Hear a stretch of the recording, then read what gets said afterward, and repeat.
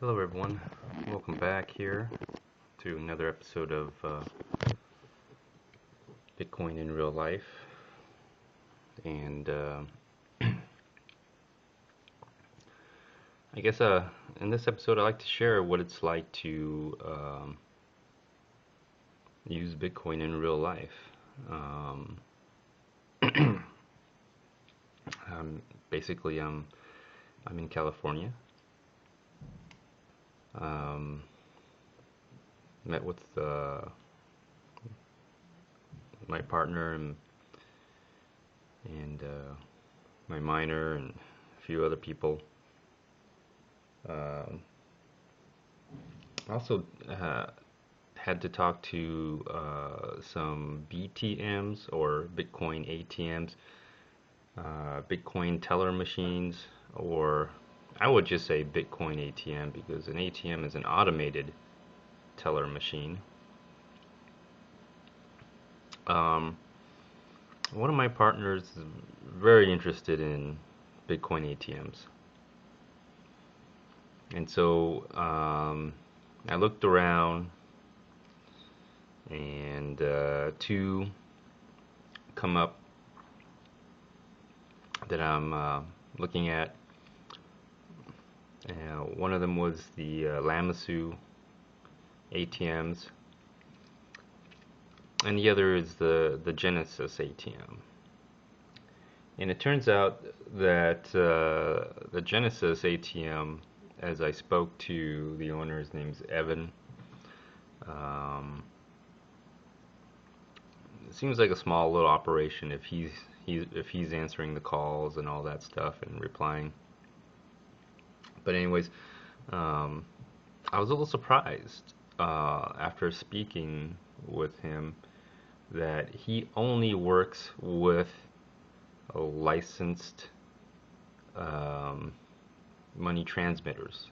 You know, he will not sell to any person off the street. You have to be a licensed money transmitter, which kind of surprised me because all the guidelines and everything that I've read indicates to me, I mean, so far the way I have understood it, I guess it depends how you do it, but there is no reason for anyone to be licensed to operate their own Bitcoin ATM. Um, the way I see it, that machine is nothing more than a software and a wallet for the most part. And as far as I'm concerned, any software or wallet um, is not in the definition of a money transmitter. And considering that it's my Bitcoin that I'm putting in there, doesn't matter who the buyer is, I am exempt from any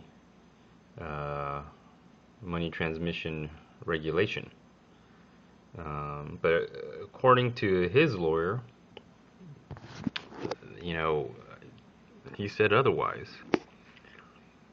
Now, I don't know of any particular instance where a Bitcoin ATM was ever arrested for being an unlicensed money transmitter.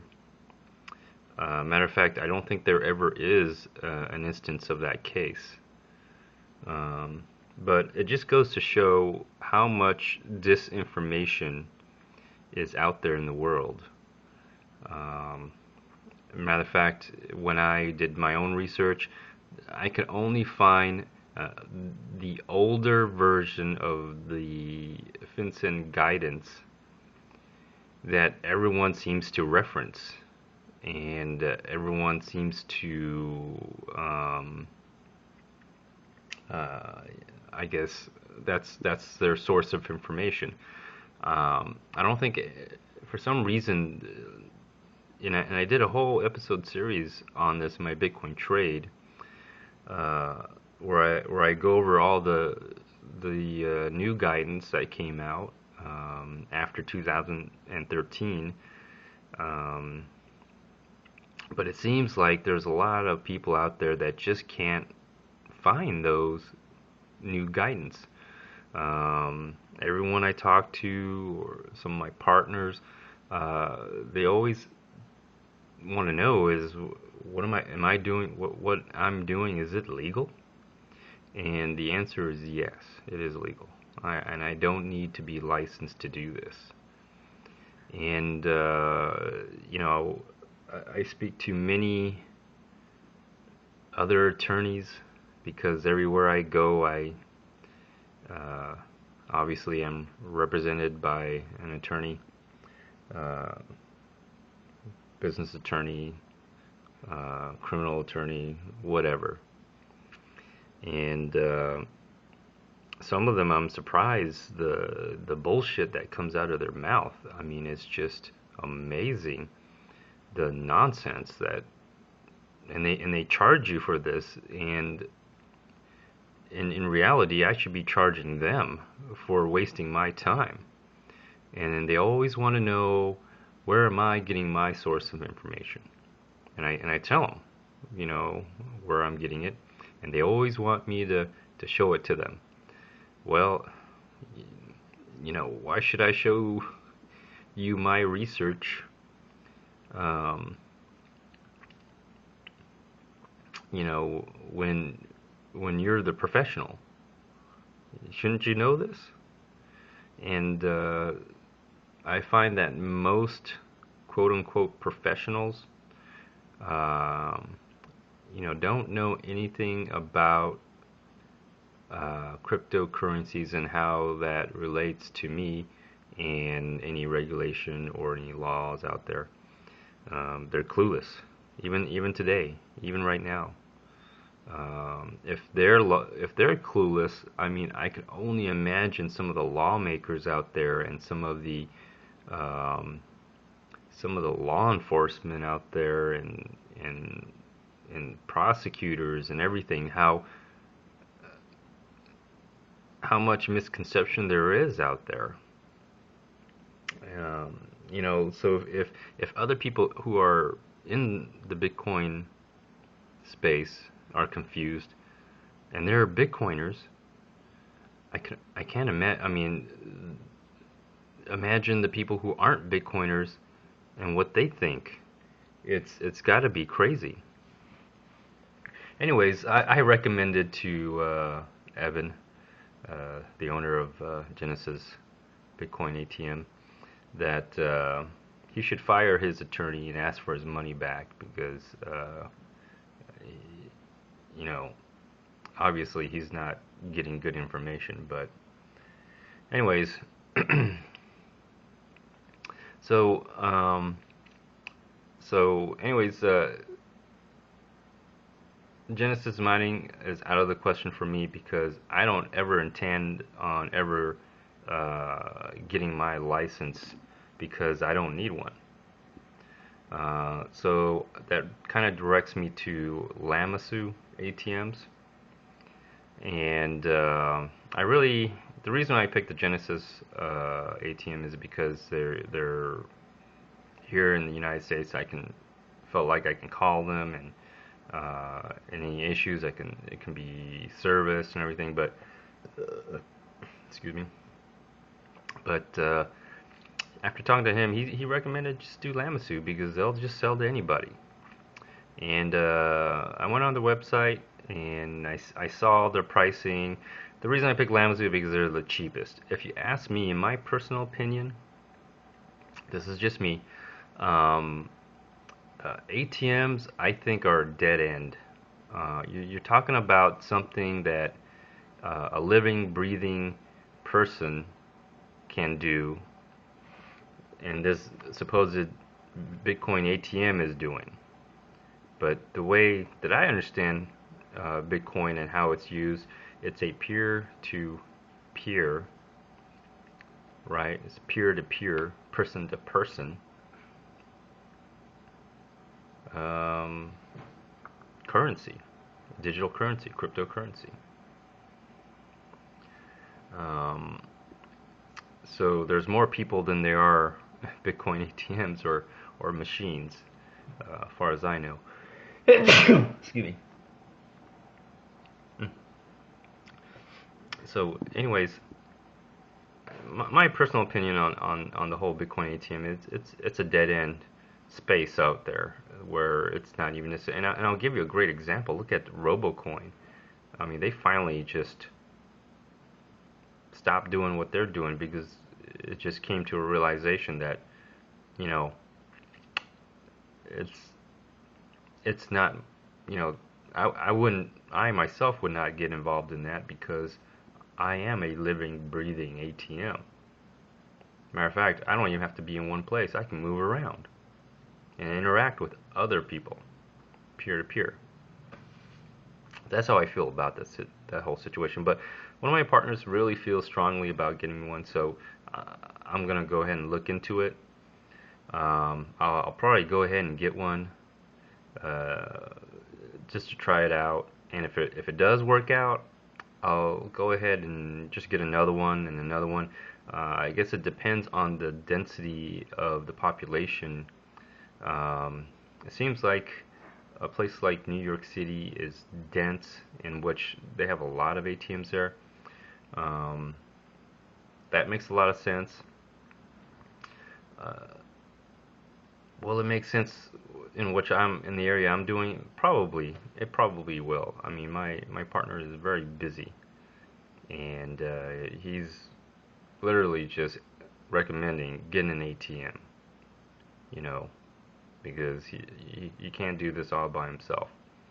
So I'm looking at Lamazoo ATMs, and it'll be interesting how they work, how they operate. If I could do it, if it could be done remotely, where you could load the bitcoins onto.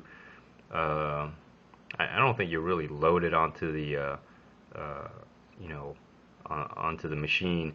Obviously, it has a wallet. It's probably a hot wallet, most likely. Um,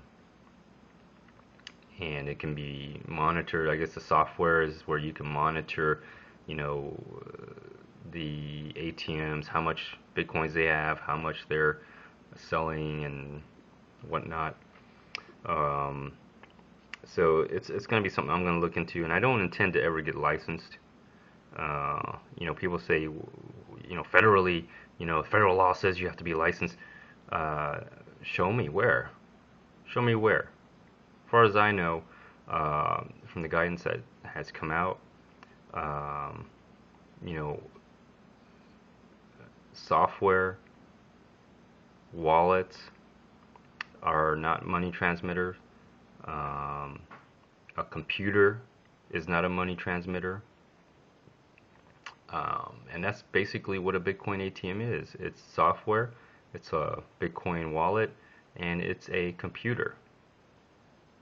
And as long as I own it, it is an extension of me. It is no different than my phone when I text into it. I'll be programming it, or not programming it, but I'll be obviously setting it up, doing the settings. I guess you could say I'm programming it because I will specify a certain, you know, parameters. But because I specified it, it is an extension of me. It is an automated extension of me. It is no different than me owning many different investment companies, and they all are extensions of me. I mean, I'll even go as far to say as a Bitcoin ATM is a person. Just like a corporation is a person. So, and I'm willing to challenge that, because this whole notion of, you know, what a person is, uh, you know, if a corporation can be a person, why can't a Bitcoin ATM be a person? So, anyways, you know, that's my stance on it. You know, that Bitcoin ATM, that's an extension of me. So when you buy Bitcoins from that ATM, you're buying Bitcoins from me. So therefore I don't need a license. Not at all. And so that's my stance. I'm willing to challenge it. Um, I think I have a good case for it. And let me tell you, if I win, and I will win, that'll set new precedents. And no state can ever deny you that right. So, anyways, those are some of the things I'm doing in Bitcoin in real life. We'll see. We'll see if they'll sell me in a Bitcoin ATM. Um, I'm really surprised at some of these companies that are so-called Bitcoin companies. They know the right thing to do. They know that what they should be doing is listening to their heart and not so much to their, attorney who obviously is totally misinformed. If you can't stand up for yourself, you know, then who do you think is going to stand up for you? The state's not going to stand up for you. Your attorney is not going to really stand up for you. You have to stand up for yourself. You have to make that determination that what you're doing, is in your best interest. It's in your benefit.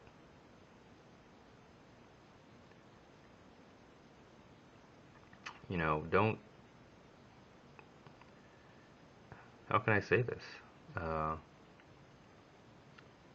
If you're going to do this in real life, if you're going to really, really do this in real life, you have to make that commitment to take it all the way. All the way. You can't be afraid.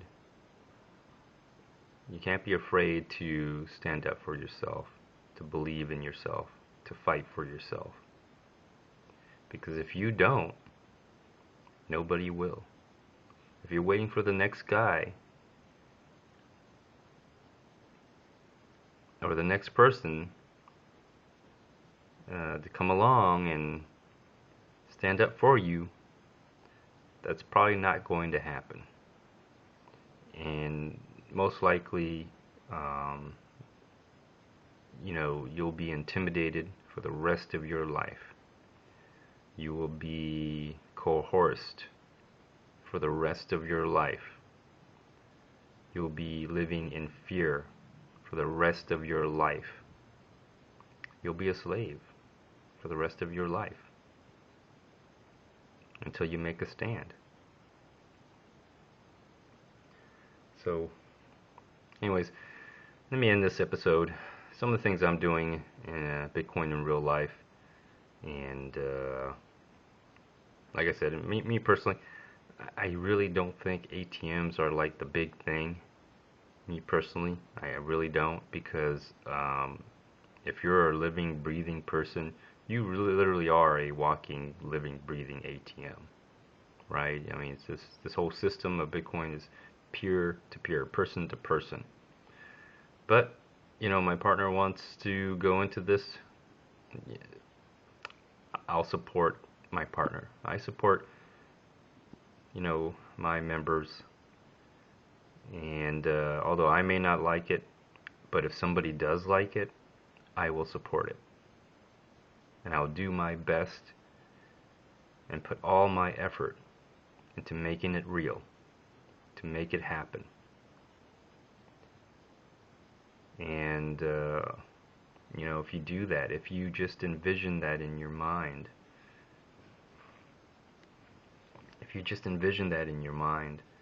and you believe in yourself, and you fight for yourself, and you stand up for yourself, and you say you can do this, despite what other people have misconceptions of, you will. you will achieve amazing things. You will achieve great things. Just believe in yourself. Because remember, the power to change the world is within you. So, anyways, let me conclude this episode. I'll be headed back to Houston, which is the new capital of the new world. And so it'll be good to go back home. I do miss my family. The hard part about all this for me is being away with my loved ones, because you know, it feels good to be loved. You know, it feels good to be cared for, looked up to. It feels good to be, you know,